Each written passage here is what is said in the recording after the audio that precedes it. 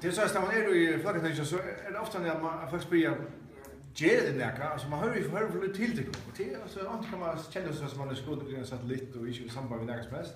Men vi att kunna oss inte bättre kan vi få oss vi. Nu har vi till dömes i det akkurat en böska som vi har gjort det gynnsigt som vi har gjort sista viknar och där vi har evaluera och kritik om vad det gynnsigt väl, vad det gynnsigt mindre väl och vad vi får göra framöver. Vi har att lösa skrån vi växer av det.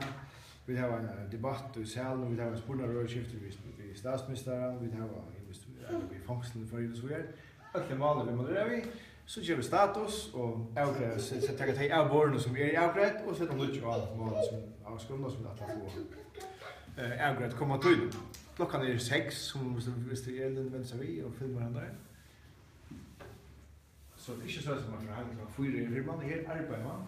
Klockan är 6, 2 nästa tid, som det kan man det.